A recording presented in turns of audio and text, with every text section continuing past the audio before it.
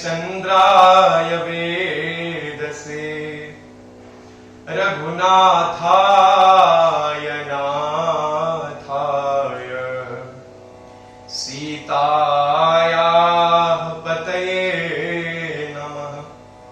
श्री रामचंद्र भगवान की जय।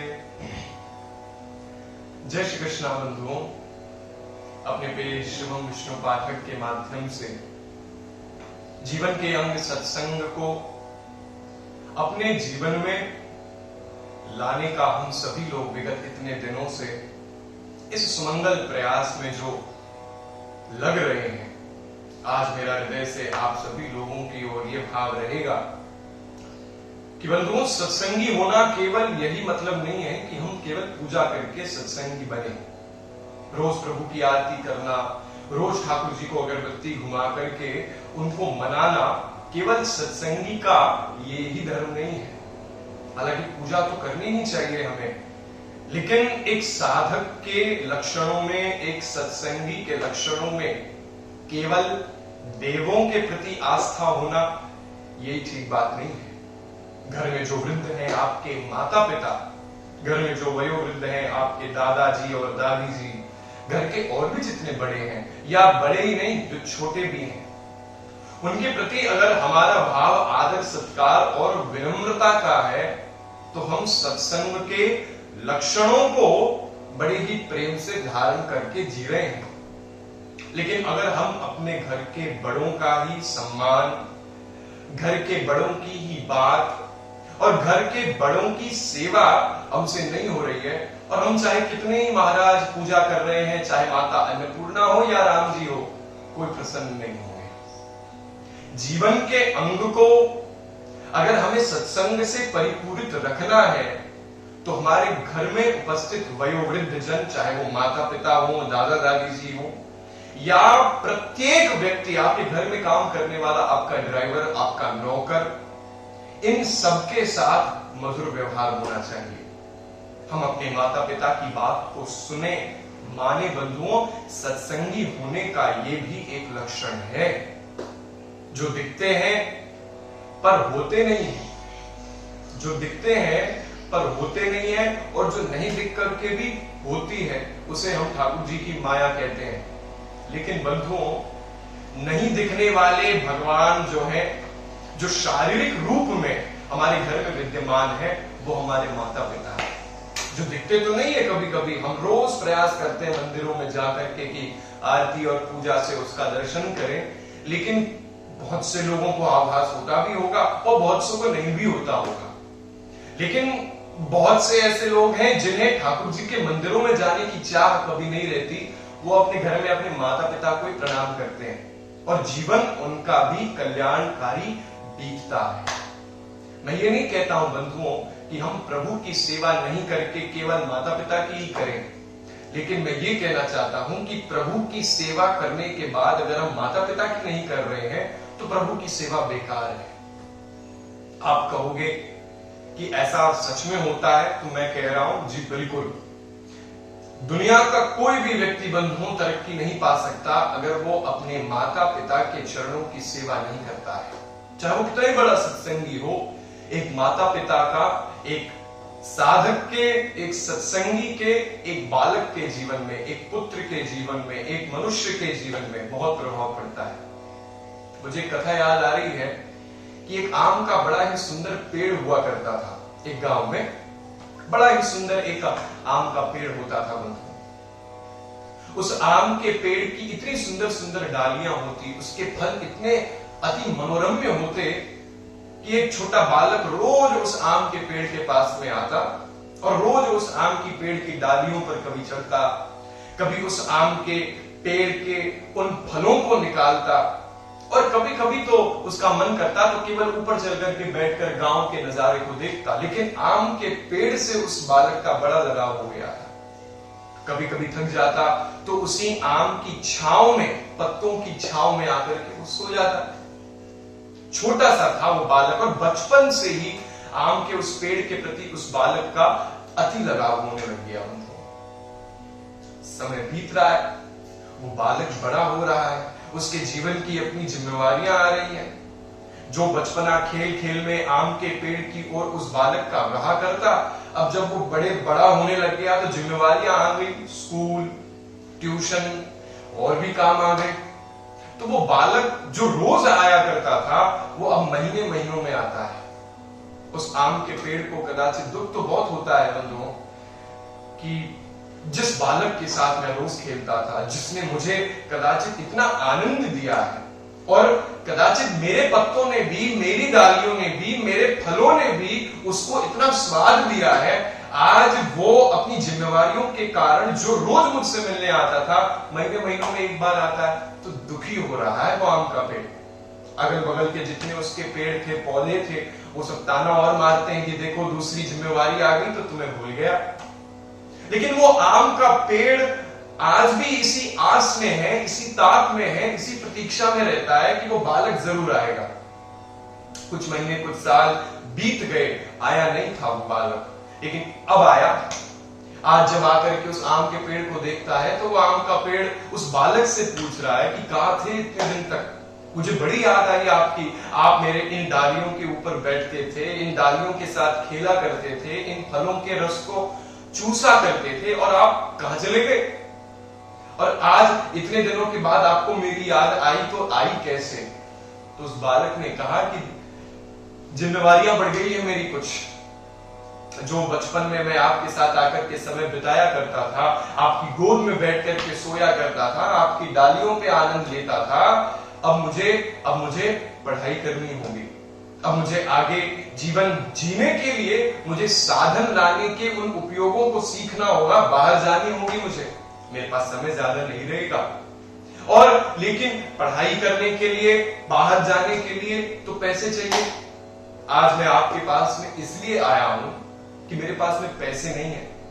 अगर आप मेरे साथ बचपन में मेरी मित्रता का आपने भी आनंद लिया है, मेरे साथ आपने भी खूब आनंद कमाया है, मैंने भी आपकी डालियों के ऊपर बहुत आनंद पाया है, आज मैं कष्ट में हूं और मुझे इतनी आपके प्रति कदाचित उम्मीद जरूर है कि अगर मैं समस्या में रहूंगा तो हे आम के पेड़, हे मेरे प्यारे, आप मेरी सहायता जरूर करोगे। तो आम का पेड़ तो कितना प्रेम तो करता ही था उस बालक से, और आंसू आ गए उसकी आंखों में। उस बालक से कह रहा है कि तुम्हें पैसे की जरूरत है, तुम्हें नौकरी करनी है, ठीक है, मेरे इस पेड़ में जितने भी फल लगे हैं तुम ले जाओ, और इन समस्त फलों को ले जाकर के बेच देना, जितने पैसे तुम्हें मिलेंगे उस पैसे से पढ़ाई करो। आम के पेड़ ने उस बालक की सहायता करी, और वो बालक उस प्रत्येक पेड़ के आमों को लेकर के चला गया। उसकी जितनी श्रृंगार रस थे, उसके जितने गहने थे, जिसके वजह से वो पूजा जाता था, जिसके वजह से लोग उसको देखने आते थे, जिसके वजह से लोग उसके रस का पान करने आते थे, जिसके वजह से वो आम का पेड़ प्रणम्य था, उसने अपने सारे गहने फल स्वरूप उतारकर उस बालक को हंसते हंसते दे दिए।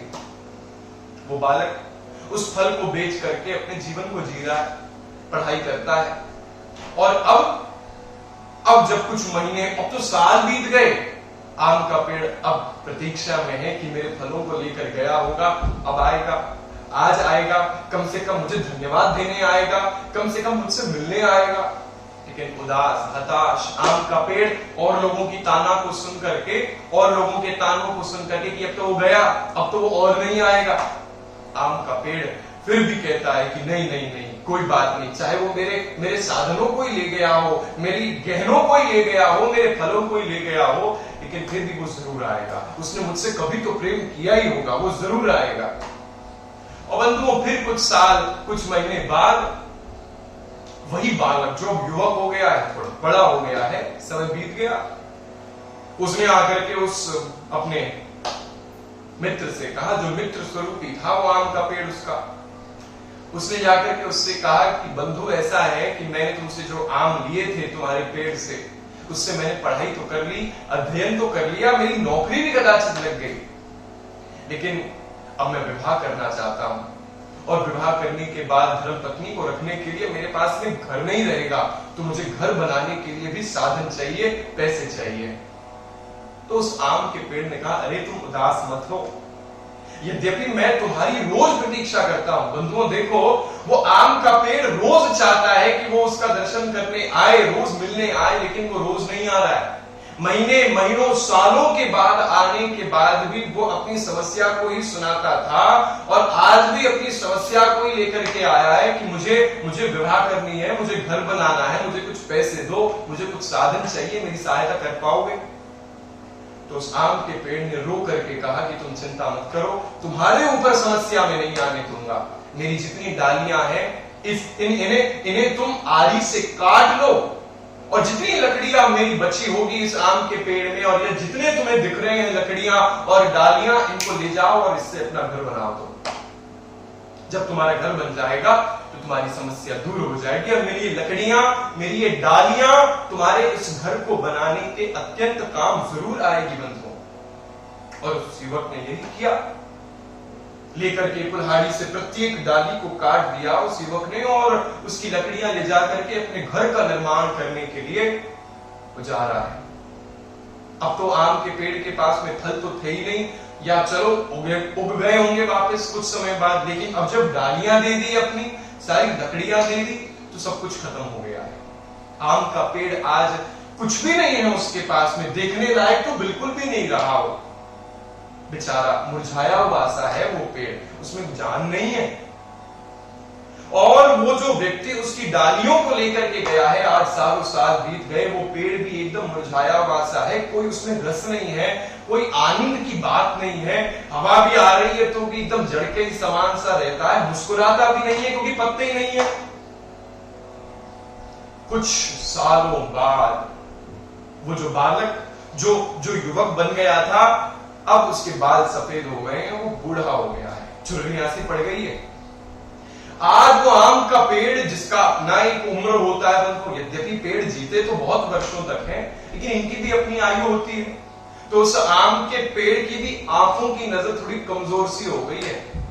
आज इतने वर्ष बीत गए हैं, तो जैसे ही कमजोर हो गई जो उसकी नजरें, आता हुआ एक बूढ़े व्यक्ति को देख रहा है। तो वो आम के पेड़ ने पूछा, आप कौन है?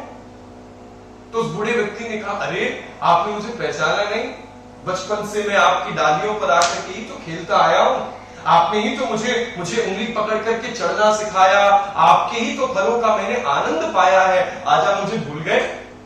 अरे तुम आए हो, आओ बड़े दिनों के बाद, आज लेकिन मैं माफी चाहता हूं, मैं तुम्हारी कोई सहायता तो नहीं कर पाऊंगा आज।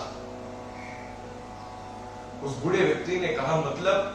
बोले नहीं, अगर आज भी तुम्हें कुछ चाहिए मुझसे, तो देखो मेरी ये डालियां कितनी कमजोर हो गई हैं, और कुछ बची भी नहीं है, इसमें एक भी ऐसा कोई सामान मेरे पूरे वृक्ष में आपके जीवन को लाभदायी बनाए, मेरे पास ऐसी कोई वस्तु बची नहीं है। अब तो मैं माफी चाहता हूं कि मैं तुम्हारे इस समय कोई सहायता तो नहीं कर सकता, लेकिन फिर भी बताओ क्या चाहिए तुम्हें, मैं क्या करूं? तो उस बूढ़े व्यक्ति ने सज्जनों कहा कि मैं आज तुमसे, या मैं आज आपसे कुछ मांगने नहीं आया, आज तो मैं वैसे ही जैसे बचपन में आपकी डालियों पर सो जाया करता था, आपकी गोद में खेला करता था, मैं आज वापस खेलने आया हूं। और बंधुओं, ईश्वर की लीला आप देखिए, जिस समय उस व्यक्ति ने ये बात कही, उस आम के पेड़ से ठाकुर जी की कृपा ऐसी हुई कि उसकी प्रत्येक डालियां और लकड़ियां पुनः तरुण होती गई, वो पेड़ वापस से खिलखिलाने लग गया। ये कथा मैंने आपको क्यों सुनाई है? क्योंकि वो पेड़ और कोई नहीं, हमारे माता पिता है, जिसने अपने बच्चों के लिए अपना जीवन दांव पर लगा दिया है, जिसने अपने बच्चों के लिए, जब बच्चों को खेलने का मन होता था, तो हम भी तो अपने माता पिता को आम के पेड़ की तरह कभी उसके ऊपर चढ़ जाते थे, कभी उंगली पकड़ के उनके साथ बाहर जाते थे, और वो हमें कितना आनंद देते थे महाराज। हम जब तक आनंद को पाना चाहते थे उनके पास जाकर के, तब तक तो हम उनके पास जाते थे जैसे वो व्यक्ति उस पेड़ के पास में गया। और जब उस व्यक्ति को अपनी जिम्मेवारियां सताने लगी कि मुझे ये करना है, मुझे ये करना है, मुझे ये करना है, तो माता पिता के पास उसके जाने का समय कम होता गया, अन्य जिम्मेवारियों में बढ़ता गया। लेकिन तब तब भी माता पिता रूपी उस पेड़ ने उस व्यक्ति को कहा कि कोई बात नहीं, तुम्हें पढ़ाई करनी है, तुम्हें कुछ भी करना हो, भले ही तुम मुझे रोज समय देते थे, आज तुमने समय देना बंद कर दिया है, लेकिन मेरे फलों को ले जाओ बेच करके, इससे तुम्हें धन की प्राप्ति होगी, तुम इससे पढ़ना। आज माता पिता अपने बच्चों के लिए क्या नहीं करते हैं। मैं अन्य बच्चों की बात तो नहीं कहता, लेकिन मेरे जीवन को तो बनाने का पूर्ण श्रेय उनको ही जाता है।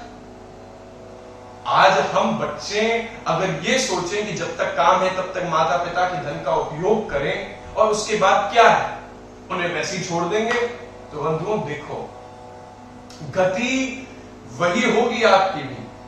आज आपके जीवन में जब कठिनाइयां आती है तब हम लोग माता पिता के पास जा रहे हैं। घर जब उस व्यक्ति को बनाना था तो उसने आम की उस सारी लकड़ियां और डालियां मांगी और उस आम के पेड़ ने यानी माता पिता ने देने में संकोच नहीं किया, 1 मिनट में दे दिया। और अंत समय में जब वो माता पिता बेचारे डालियों के बगैर फल के बगैर रह रहे हैं, इस कामना से जी रहे हैं कि अब आ रहा होगा, अब आ जाएगा, अब तो नौकरी लग गई होगी उसकी, अब आ जाएगा, लेकिन फिर भी कभी कभी कुछ बच्चे जाते नहीं हैं। आपने देखा ना वो बालक जो बुढ़ापे में गया और वो जो आम का पेड़ जिसकी डालियां कमजोर हो गई थी, केवल उस बूढ़े व्यक्ति की चाह जो कदाचित उसके बचपन में रहती थी, उसकी गोद पे सोने की, उसकी डालियों पे खेलने की। तो माता पिता भी यही चाहते हैं कि बच्चा चाहे कितनी देरी कर दे, अंत में घर वापस जरूर आए। साधनों को लेकर के ही चले जाओगे और वापस अगर नहीं आओगे उस व्यक्ति के पास जिसने तुम्हें ये साधन दिए हैं, तो बंधुओं वो साधन तुम्हारे बेकार हो जाएंगे बहुत जल्दी। इसीलिए मैं चाहता हूं कि आप भी अपने माता पिता का उपयोग उस आम के पेड़ की तरह मत करिए, पर अगर आप कर रहे हैं, क्योंकि देखो वो तो आम का ऐसा पेड़ है जो सदैव तुम्हें फल देता ही रहेगा, कभी मना नहीं करेगा, चाहे उसकी डाली टूट जाए या कच्ची हो जाए। वो अपना सर्वस्व दे सकता है तुम्हें तब तक जब तक उसके प्राण नहीं निकल जाएं। लेकिन हमारा कर्तव्य ये नहीं बनता है बंधुओं कि हम उनके सर्वस्व को लेते रहे आजीवन। एक पुत्र होने के नाते उस पुत्र से मेरा निवेदन है और एक पुत्री उन पुत्रियों से मेरा निवेदन है कि आप अपने माता पिता की सेवा आजीवन करिए।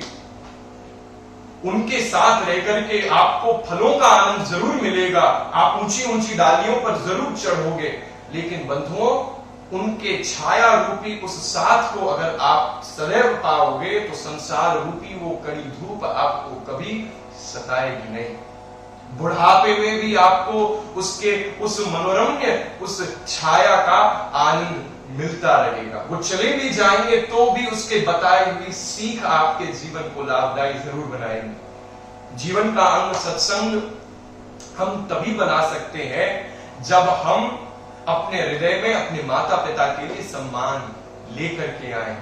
श्रीमद् विष्णु पाठक का ये जो मेरा पेज है जिससे आप सभी लोग भली भांति परिचित हैं, बंधुओं इस पेज से आप जुड़े रहें। इसी प्रकार की सत्संगमयी कथाओं को जो व्यक्ति के जीवन को उस ओर ले जाए, जो मार्ग कदाचित सनातन धर्म को, हमारे वैदिक सनातन धर्म को और उजागर करता हो, मैं प्रयास करूंगा अपने पेज के माध्यम से ऐसी ही कुछ सत्संगमयी कथाओं को आप लोगों के सामने उपस्थित करूं। और इस कोरोना काल में विशेष रूप से आप लोगों से मेरा निवेदन ये रहेगा कि अपने घर पर रहें, आप मास्क का धारण करें, हो सकता हो तो घर में भी मास्क पहन करके बंधुओं आप रहिए, सामाजिक दूरी बरकरार रखिए। विशेष रूप से कहीं जाना हो तो ही जाइएगा, और अब तो लॉकडाउन लग गया है बंगाल में भी, आप सभी लोग जानते हैं, तो सब लोग घर पर रहें। जहां जहां लॉकडाउन लग गया है वहां वहां की गाइडलाइंस को फॉलो करते रहें और अपना विशेष ख्याल रखें। जय श्री कृष्ण, जय श्री राधे।